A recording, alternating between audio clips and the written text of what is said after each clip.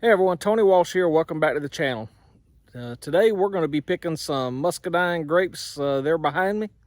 But before we do, let me turn around and show you some of the other fruit and nuts that we got on the horizon. Okay, right next to the Muscadine vine is I have a Satsuma tree.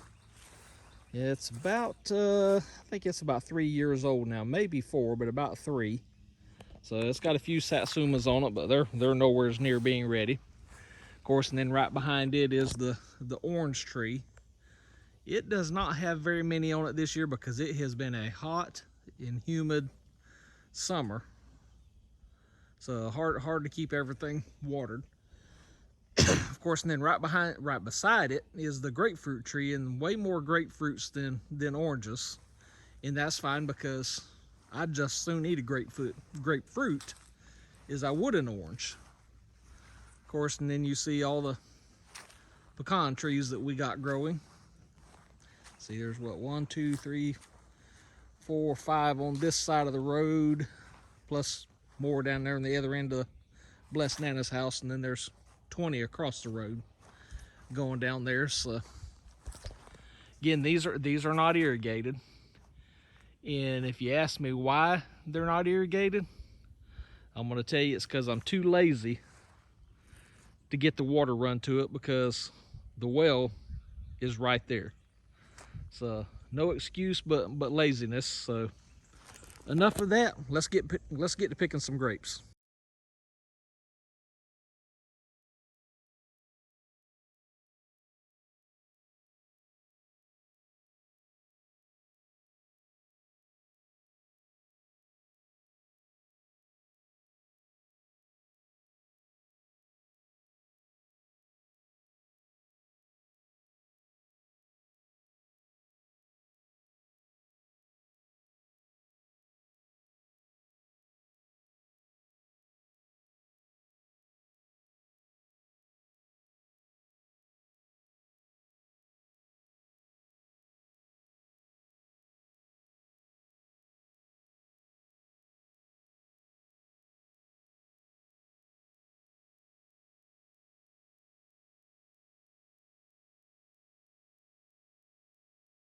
So as I said on the pecan trees, I don't have water to them. Well, we don't have water to the grapes either, so our grape harvest or muscadine harvest was probably the smallest we have had in 3 or 4 years. So I have got to get some water to these things next year. So let's get to making some jelly. Now y'all don't tell Jackie that I'm showing you this table right here, because she's gonna beat me with a stick when she sees this video. So y'all don't help her out and tell her. But you saw the grapes, so we have the grape jelly there, and there's 1, 2, 3, 6, 7, 8, 9, 10, 11, 12, 13, 14. There's 15 jars of grape jelly. There's a few jars of pear relish, a few jars of pickled jalapenos, and some pear halves there, some pear halves there. So Frank from Frank and Tina, if you're watching this, I got some pear halves and you don't. Then we've got 2 jars of pear preserves and some pear jam right there. So that's what we've been up to so far, and I got a few more things, so just hang tight. So in that earlier video of cleaning up after Hurricane Idalia, you saw us cleaning up the limbs from that tree and trimming that hedge right down there. But you can see we've also cleaned that flower bed out, and we'll be moving around to the front. And why we are doing that is because it is latter part of September. I think today's the 17th. And we are going to get ready to put this up for sale after living in it for 20 years to where we can move to the farm. So we hope to have this on the market right after the first of the year, where we can get back to true homesteading. Speaking of the homestead, let's head to the farm. So I mentioned cleaning up after Idalia. There was pine tree limbs and pine cones all down through here, of course, and then here's starting the pecan orchard, or just a row of trees that are right across from Blessed Nana's house that I talk about all the time. There were limbs galore down here as well.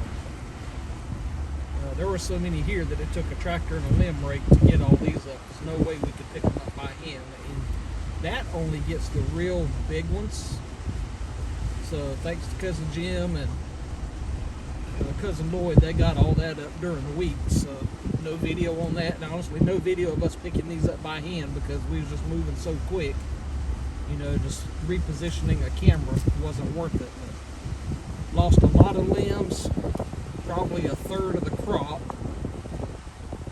Still got one limb hanging right there, but it's hung on, that's not that one. The one that was hung on a fork, I guess Jim come got it with a tractor and got it down. But I think y'all have seen this burn pile before. I think I burned it one time before because it's right here next to the pond where I used to make my Farm Truck Friday videos. But you can see, and it is bumpy right here. Get too old to be handling all these bumps. You can see the majority of that pile was done by the tractor.